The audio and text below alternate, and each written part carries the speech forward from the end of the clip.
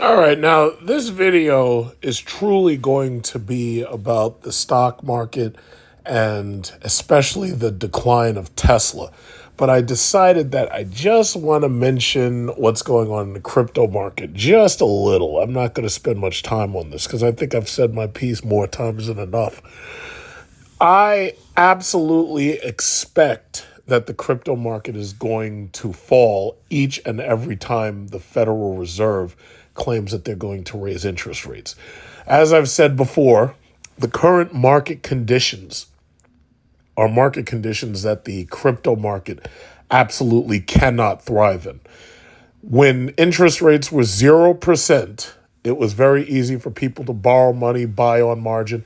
I mean, if you really think back, you heard stories of people taking out loans, using credit cards, some people even taking out mortgages to buy Bitcoin. I always insisted that that was a stupid move. Now, for the people who did things like that back when Bitcoin may have been $10,000 or less, yeah, they may have increased their holding by about 50%.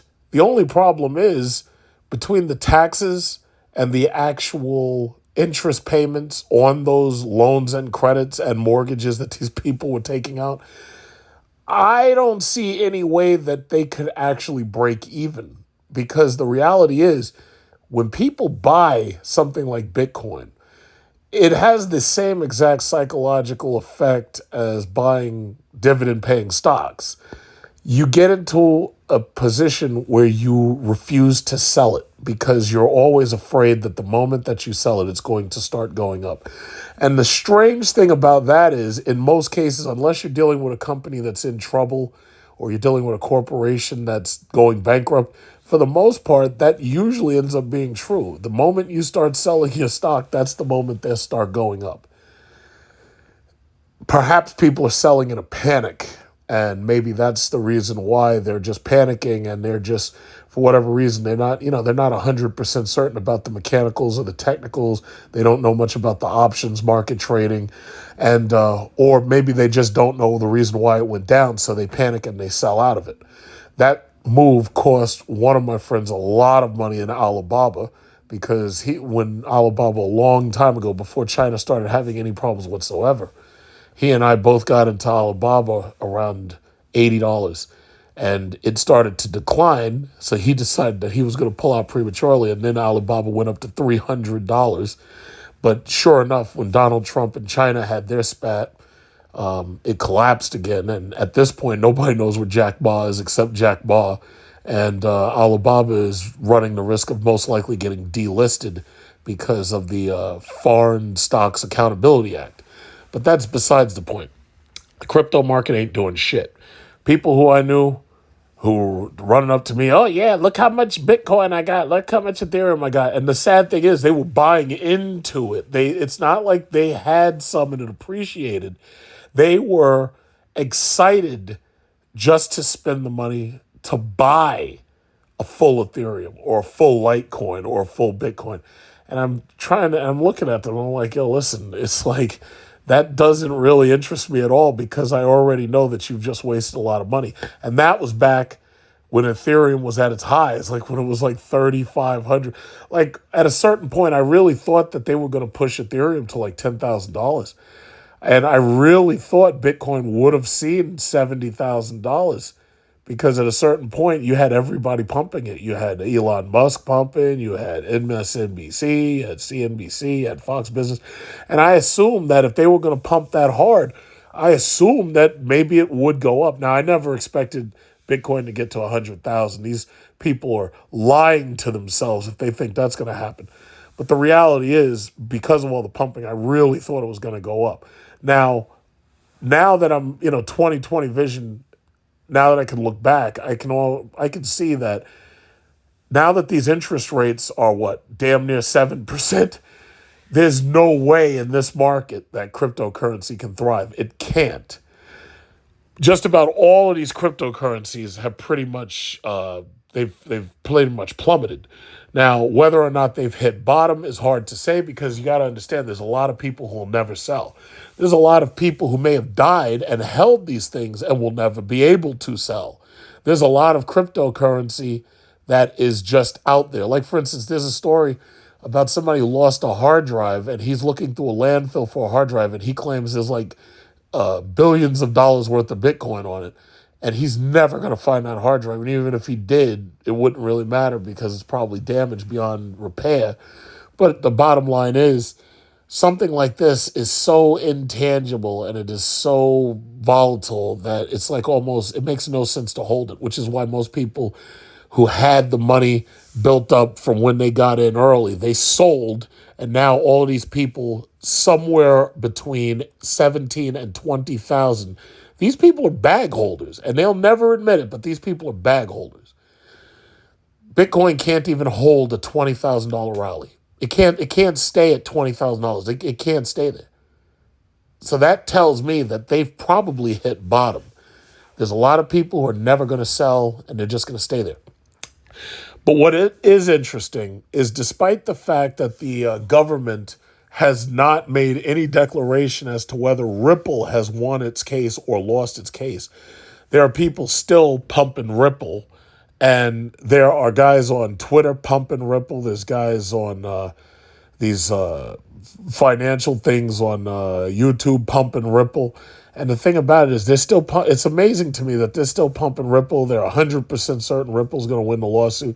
My thing is, whether Ripple wins the lawsuit or not, the best that Ripple could ever hope to become is another Bitcoin. And even then, that's very unlikely because at this point, people's taste for cryptocurrency is basically soured. And that is pretty much obvious based on the numbers. If you just look at the numbers, you can see there is no rush to get into cryptocurrency. Just about every single one of the major cryptocurrencies is either down really far or deep in the red. You know, you remember when you had Elon pumping Dogecoin and Shiba Inu? Well, you know, nothing ever came of that. There's some people who still pumping Safe Moon and Safe Mars, Dodge, and they're just watching themselves lose money at this point. So my thing is, Ripple, I wouldn't trust it simply because the government has had enough time to position its people. So as far as you know, it's just another rug pull. You put your money in there, maybe it goes up a couple of cents. Next thing you know, poof, the money's gone. So it's like, to me, these market conditions in no way favor cryptocurrency. These market conditions are anti-crypto, anti-stock, anti-consumer at this point. So there's no way that Ripple's really going anywhere. And let's not forget, Ripple used to be like a high of like $3 and something cents. I can't even remember what it was. Ripple used to be pretty high. But at this point, Ripple is nowhere near what it was. So there's a whole lot of people that lost a whole lot of money in this XRP Ripple. And they ain't getting it back. The same goes for other things like Cardano and Anchor. People are pouring money into these things. And the last thing I'll say is that the thing that bothered me more than anything about crypto is I always knew that there was no intrinsic value. I knew it wasn't going anywhere. I knew ultimately the bottom was going to be zero.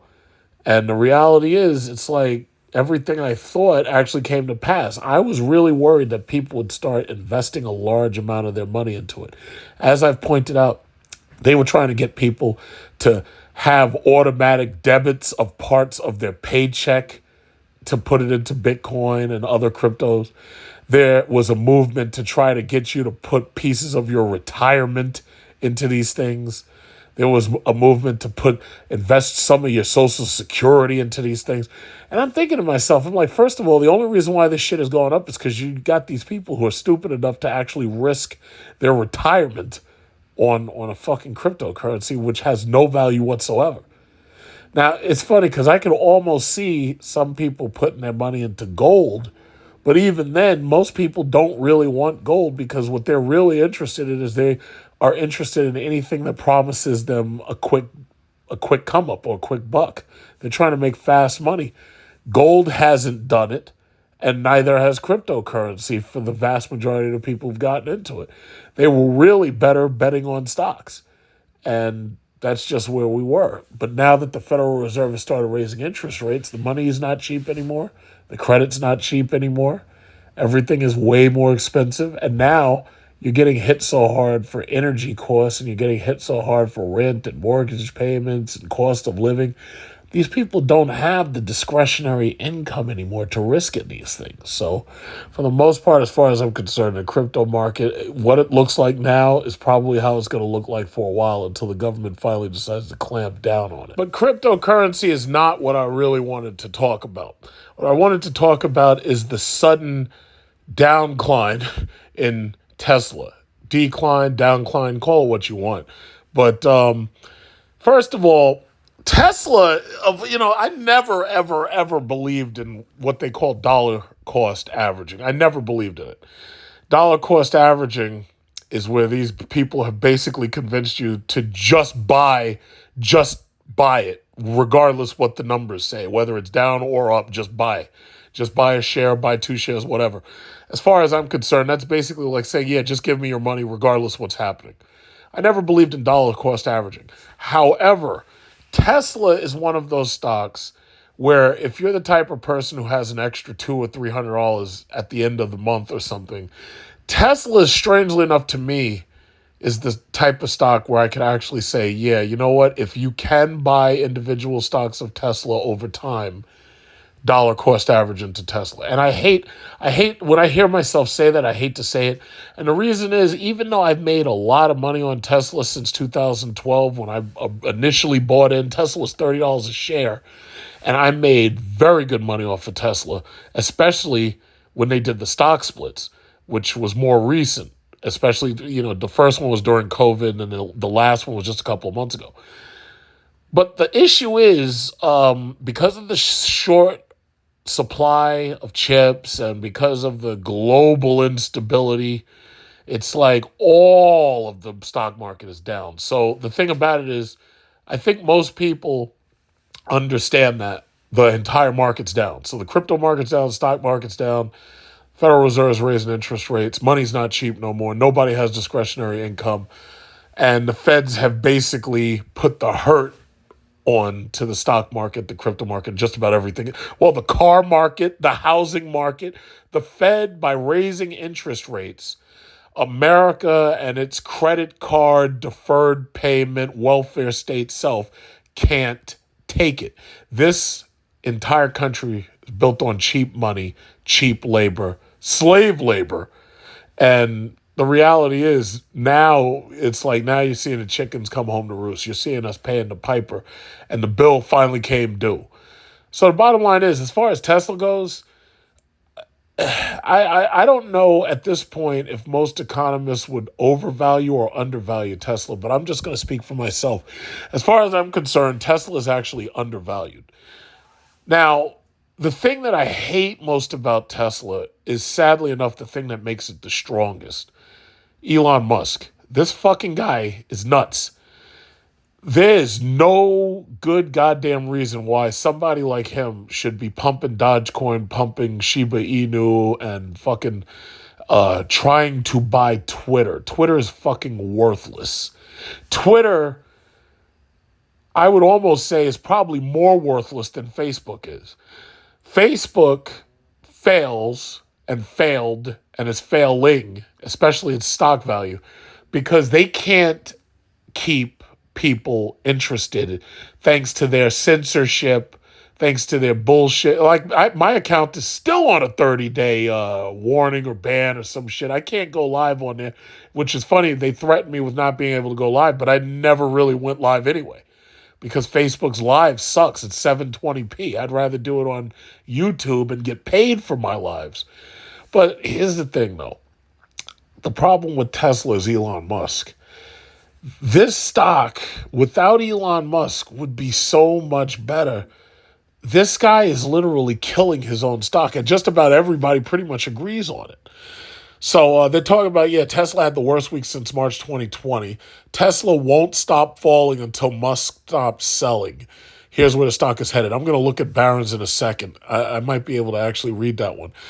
But I think the thing that really bothers me is the fact that these stocks did their stock splits right before this decline. It's almost as if they were timed up with the government. It's almost like they were coordinated with the government, and the government said, hey, guess what, guys? We're about to raise interest rates, and your stocks are fucked. So what you should do is do these stock splits, get these people's money, and the people have your shares. You'll have their money, and then we'll do our raising of interest rates, and then we'll let God sort them out. But if you really think about it, around the time that Russia decided to invade Ukraine, that's when you had Amazon and Google announce their stock splits. What was it? I think it was last year you had Nvidia do its stock split. And I believe the year before that it was Tesla and Apple at about the same time. And that would have been 2020. So Apple and Tesla did their stock splits then. So basically, all of these companies, especially these companies that I like so much now, the funny thing, Microsoft didn't do a stock split, but they're still a dividend payer. But they did, all of these companies, all of them did stock splits, even GameStop. GameStop did a stock split. They all did stock splits knowing that they would drive interest into these stocks. And then the market decides that it's going to collapse because of the Fed raising interest rates. So, yeah, my thing is, the economists aren't telling you the whole truth because they don't even know what's happening. The government's straight up lying to you. And they're still talking. The government refuses to say we're in a recession. I guarantee you the first official day of the recession will be November 9th. That's because elections are November 8th. As soon as these Democrats get wiped out, or as soon as everybody knows where the dust has fallen and everybody knows who's left in office and who's lost their jobs, I guarantee you,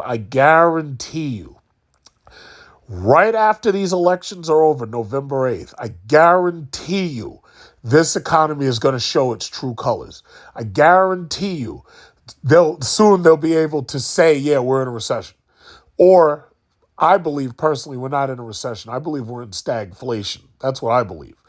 Stagflation has a couple of key parts. Number one, you have recession, you have unemployment, you have underemployment, you have low GDP. Now, the problem that we have is they lie about our GDP because they say that our GDP is based on consumer spending. Any economist will tell you, no, it's production that makes you a stronger country, not going into debt. But the government has their own numbers, and who am I to challenge the almighty government? The last thing about stagflation is poor government policies. Expanding the welfare state is a poor government policy. Printing stimulus checks is a poor government policy, and that's basically resulted in the inflation that we're seeing at a 40-year high. So I rest my case. It's hard to talk about this shit because the reality is I see what's going on, and I can pretty much guess where it's going because the trend is pretty obvious. The trend is down, But as far as Tesla goes, well, first of all, it's not just Tesla. Tesla, Apple, Nvidia, Google, Amazon, Microsoft. It's basically everybody. It's not even limited. I mean, if you really think about it, at our highs, the Dow was, what was it? It was damn near, what was it, 39,000? We were going to Dow 40,000, if I'm not mistaken. And now we're at 29,000. Once Biden is out of office, I'm pretty sure if we get a nice Republican in office, I'm pretty sure things are going up. But just like these cryptocurrency losers say, as far as I'm concerned, I look at this red and, fortunately I was smart enough to sell a lot of stock in order to get the cash up so I can buy my Cadillac when it comes available. And somebody said, oh, well, you created taxable events. It's like, listen, buddy, I've got a CPA who told me or advised me exactly what to do. So listen, I'm not worried about the taxes. When you see me rolling around in my electric Cadillac, then you can talk about tax events. Don't worry. I have a CPA. When I want to do something crazy, I call up my CPA and I say, hey, listen, I want to do this. What do you suggest I do? And my CPA says, okay, if that's what you want to do, it's going to cost you this much. So save this much money on the side and you're fine. So you can pay the government come April. But the bottom line is, it's like this entire market's down. I sold a lot of stock before the market really turned sour because something just told me. I was like, I think I need to I think I need to sell some stock. And before the market turned sour, I sold a little bit, not too much, but I sold a little bit, so I still have some decent value. But the thing about it is, right now, this is a buying opportunity for most of these stocks. Like, I mean, the airlines are still low. JetBlue is fucking $6.61. JetBlue is, these airlines right now are lower than they were during COVID. Because if you remember, I made a video talking about these airline stocks. All of them are lower than they were during COVID. It's like if you wanted airlines, Delta is a buy, Boeing's a buy, Lockheed Martin, Raytheon. These things are buys right now, if that's what you want. But my thing is, it's like there's so many possible buys, and the entire market is just hurting. The entire market's hurting.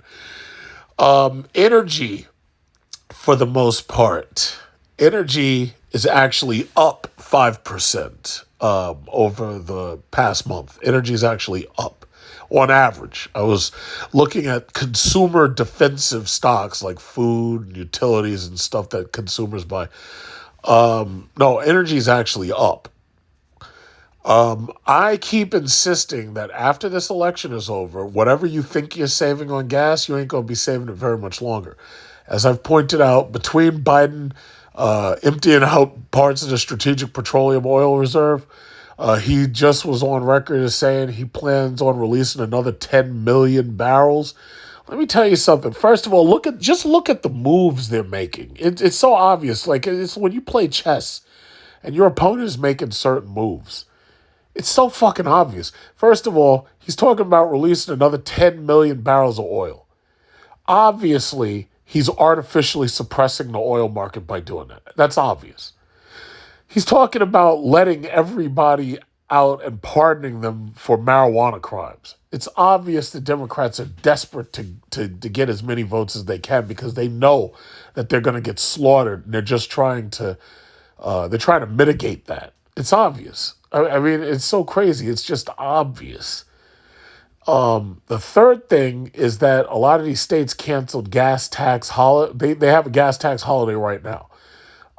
As far as I know, New York State's was 48 cents. So by December, we're going to have a $600 million deficit, which is interesting because today I got a tax return check in the mail for my property. And it was the second one I got. I wasn't expecting one during summer, and I wasn't expecting one today. In fact, I thought possibly if I was going to get one of those checks, I'd get it in November, which means that chances are I'm going to get a third one in November. But I got two that I wasn't expecting. Both of them were over $1,000. And I was like, oh, shit, okay. So I'm going to put this in savings, tuck this away. And my thing is, they're trying to butter us up. They're trying to butter us up just like we're Christmas pigs. And they know that right after those elections, these pigs are going to get slaughtered. They know it. I know it. Mark my words. As soon as this election is over, this economy is going to show you its true colors. Mark my words. What else? The banks are down. JP Morgan's, $105. All of this stuff, everything here that you see, the airlines, the banks, the auto companies, all of them are down. And this right here is a sale. And it's like, if there were stocks that you wanted, this is really the time to buy. Now, you could try to wait and see if they bleed a little bit more before you consider buying anything. But right now, these things are on sale. These things are on sale. Like, what was it? AMD, NVIDIA, because they're about to pump Micron. Where's Micron? Micron, they're talking about building a gigantic freaking building to make chips. It's going to be 40 football fields wide and everything. They're talking about New York. They're setting up a New York location to build these chips. Micron was down, but let me tell you something. Something tells me Micron over the next 10 years is going to be popping, because you got to understand, when they're going to be making these chips domestically, it's like That's big news. That really is big news. That's all for that CHIPS Act. So you had Nancy Pelosi flying around in her fighter jet trying to dodge the Chinese attackers so that she could get to Taiwan and short her stocks over in Taiwan for NVIDIA. And now they've got this congressional act to basically put these chips into New York. So we're going to New York. So guess what, guys? That's just another reason for you to consider New York as a place to buy real estate, because these chip manufacturers, that area is going to get some serious jobs and income, because I guarantee you, wherever area that is, what are they talking about? What is this? New York has been selected over Lockhart, and they're talking about going to Clay, New York. Clay, New York. I don't even know what the fuck that is. So the thing about it is, what they're basically telling me is that area, if you have property in that area and you work in this tech portion of this industry, that's going to be some damn good property to have in that area for at least the next maybe 30 years. That's going to be some damn good property right there. You know, it's the same reason why people moved to Detroit, because of GM and when the factories were there. But as soon as our factories left, those places went to shit. Same thing goes for Flint, Michigan. So my thing is, yeah, you get in there while it's hot and you get the fuck out when it's not. You know, you get out of there. But you got to be strategic with your money. You got to be strategic. You got to fight. So yeah, there's a lot of sales going down here. A lot. I believe in the next 5 years, assuming there's no nuclear war, I believe in the next 5 years, I believe all of these things are going to be back up. I think the Dow will be over 40,000 within the next 5 years. Possibly, I'll give us 5 years, but it's at least 5, at most 10. Now, some people don't want to wait and make their money like that, but you got to remember, I'm on different timing because I retire in 10 years. So for me, my investments mean when I get out in 10 years, I'm going to have a nice chunk of change so that this way, when I'm on one of those beaches with one of those young girls as my wife and she's serving me the buko juice, it's like, I'll just be making my YouTube videos if YouTube still exists. And I'll be talking about, wow, yeah, I'm living the life here. It's too bad for the rest of y'all. Y'all got to go back and forth to work, huh? It's kind of like, these Bitcoin fantasies, except my fantasy is locked in because I have a pension, health care, and the ability to move with my passport to a foreign country where the women are dirt poor and looking for a nice, juicy, wealthy American husband. So that's just what it is. Now, as far as Tesla, these two stories, and that's pretty much where I'll end. But this whole thing about this fucking guy, man, I swear to God, this guy, why is this asshole trying to buy Twitter? What can come out? Why? Like, what's going to come out of that? You're buying Twitter. It's a distraction on a level that I've just never seen before. It doesn't make any fucking sense. Yeah, it says Tesla stock had a terrible week. It's likely going to get worse before it gets better. Now, I'll tell you like this. If Tesla drops below $200, that should be a signal for all of you to buy if it drops below $200. Tesla right now is undervalued. You can call it vaporware, but they did announce that they're going to start shipping their semi-trucks. And the Cybertruck is going to start production soon. That's what they've been promising. The Tesla Roadster is also, back ordered and everything. These people have been waiting for the last, like here I am complaining about my Cadillac Lyriq taking 3 months for GM to build. These people put in their deposits for the Cybertruck and the Roadster more than 3 years ago. Now I have to wait 3 months. They got to wait 3 years. And it's possible it may take 2 more years. It's very possible because we just don't know what the future holds. But he's saying that thing's not going to hit the production till next year. That's fucked up. These people want that. Now, even Rivian is building R1S SUVs and R1T trucks. And these people are still waiting for their Tesla. But you know what it is? It's this guy. Tesla is a cult of personality. Just like MAGA. When there's a cult of personality, people are willing to invest in an idea or something, regardless how efficient or how time efficient it is. They don't care. And this guy, this is a cult of personality. People want Musk. They want Tesla, the word Tesla. They're badge whores. And it's sad that Tesla has such shitty interiors. It's really sad. If only I could put some input in, I would add a couple of features and I would make those cars more livable. But these people, they're determined to sell you nothing. And they're determined to sell you nothing, and you're going to be happy and you're going to pay for nothing.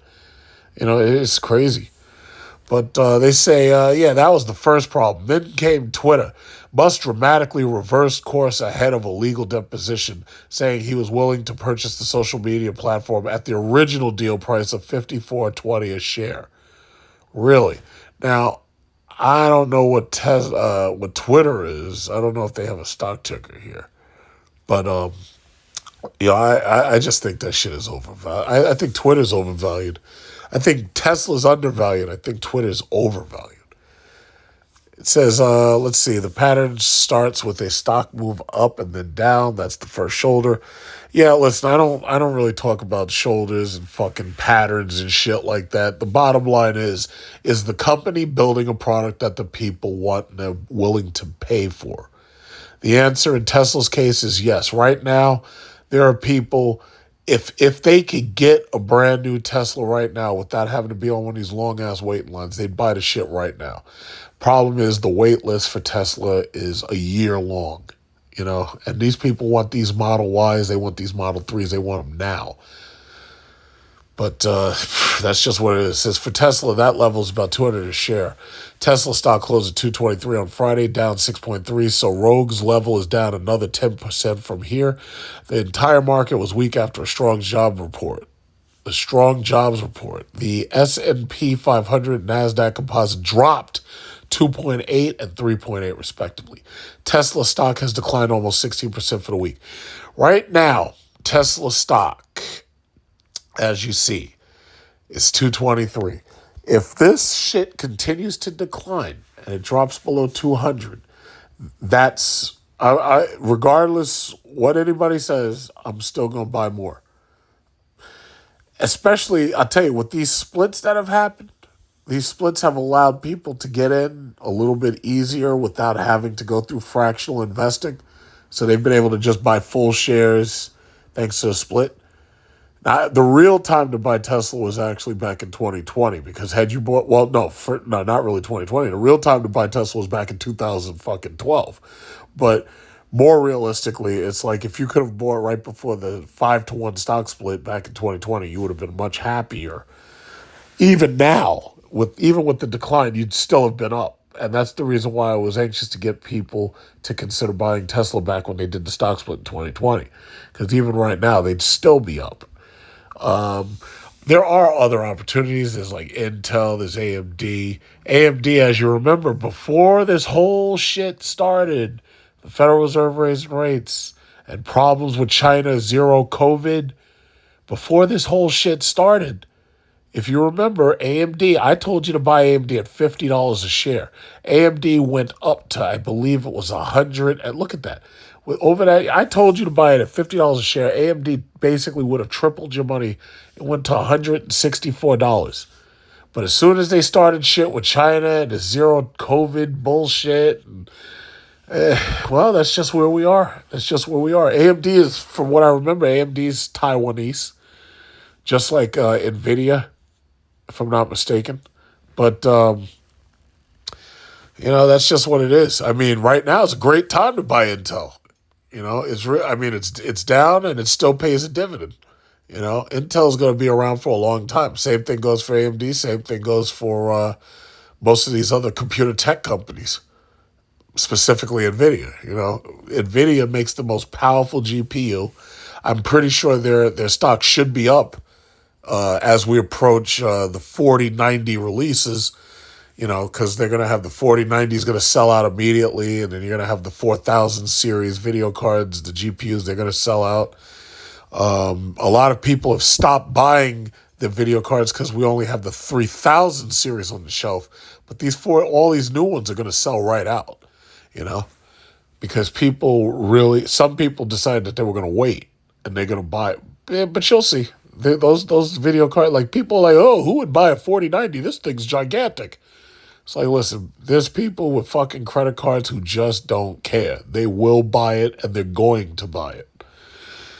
And that's just it. But I'll tell you, with this whole China shit, they got everything all fucked up. Everything's all fucked up. Now, just so you understand my point of view when I'm talking about how screwed up things supposedly are in China. I subscribe to American Military News. They're saying China is locking people in cells for COVID. Pregnant women, kids, elderly reportedly included in that. Now, I don't know how true this is. I don't know what the context is because there's only so much information you're getting out of there. But they're saying there's reports of women, children, even pregnant women being locked up in these cells. And they're saying, is this really about COVID? There's something seriously wrong here. I personally do not believe that this COVID thing is what they're making it out to be. Because the reality is, right now, and some people are saying, okay, yeah, well, China's different because they don't have enough vaccines or something.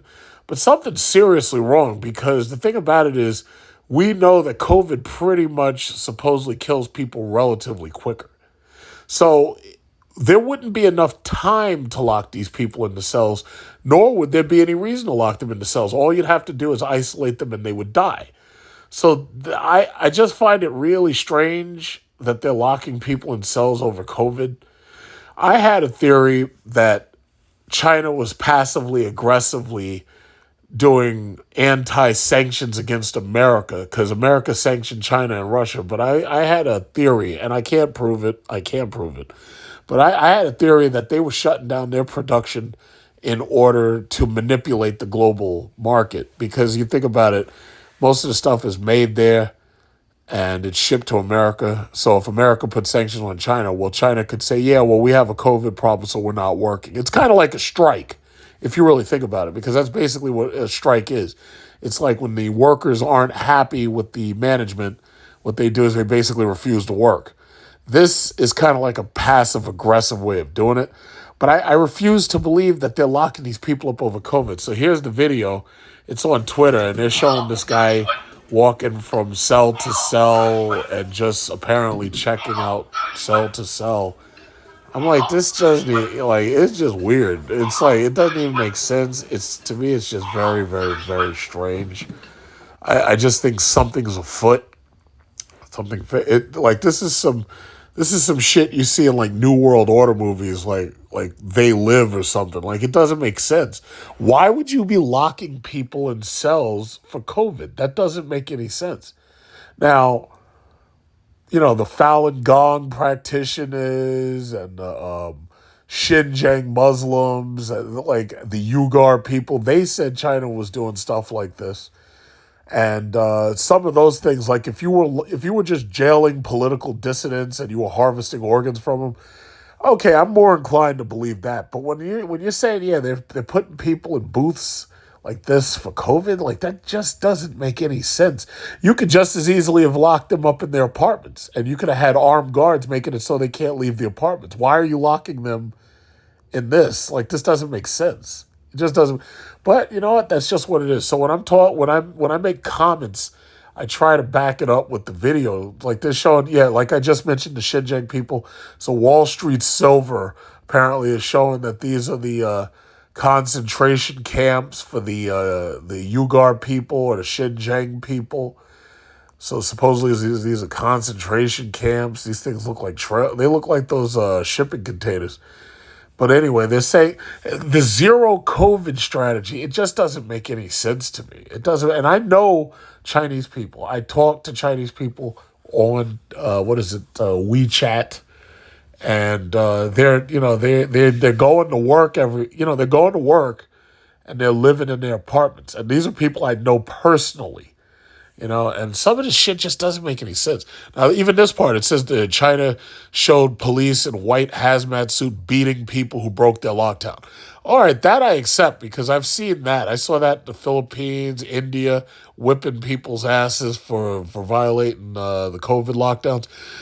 But I don't know what to think. But I must say, though, the one thing that I do appreciate about America's Second Amendment is that when you got an AR-15 or a Desert Eagle or a fucking Barrett 50 caliber or the average citizen is armed to the fucking teeth, shit like this doesn't happen.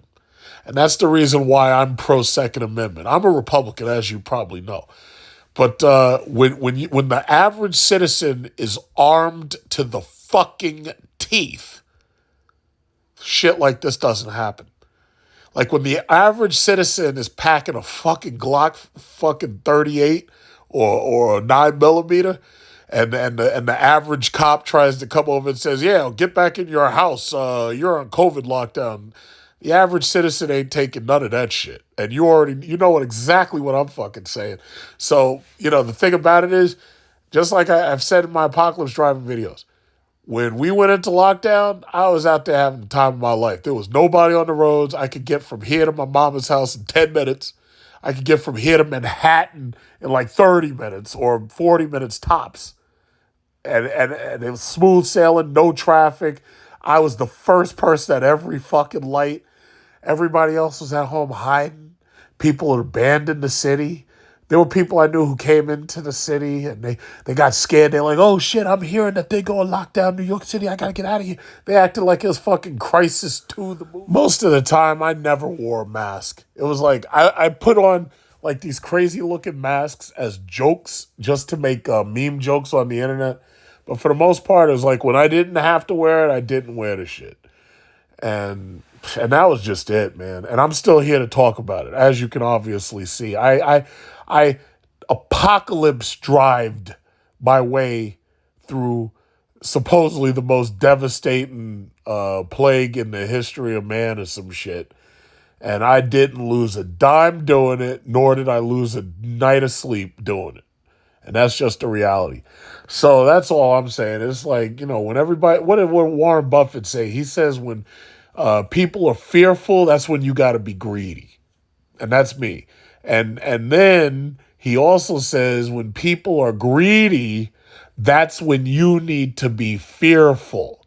So that's the last thing I'm going to leave you with. Those are the rules. Number one, buy on the rumor, sell on the fact. That's the easiest thing you can remember when it comes to trading stocks. That second one, I just said, be fearful when others are greedy and be greedy when others are fearful.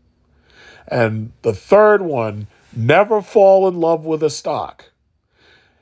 If that shit starts declining, as long as you're still in the green, if you sell, you haven't lost money. And depending upon how much money you made, that's going to determine what you owe on taxes.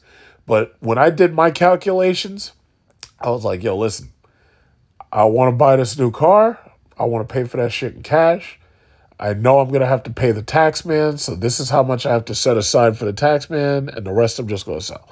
So I'm going to hold on to it as, savings and this, that, and other. So I still got another 2 or 3 months to fucking wait for my new car. This shit is ridiculous. But, hey, listen, I'm a very patient and analyzing and analytical person. I can deal with it. So that's all I just wanted to say. This market was fucked up this week. So this is ending Friday, October. I forget what day it is. I think this is either the 7th or the 8th. I don't even remember. But, the stock market was a mess. And that's basically it. So there's a lot of opportunities. My thing is, if you want to buy tech, it's a great time to do it. If you want to buy energy is kind of up right now. But I think, as long as it's an energy dividend paying stock like a gas company like Sunoco or something, I think you should be okay putting money into that, investing in those, the gas companies that pay dividends.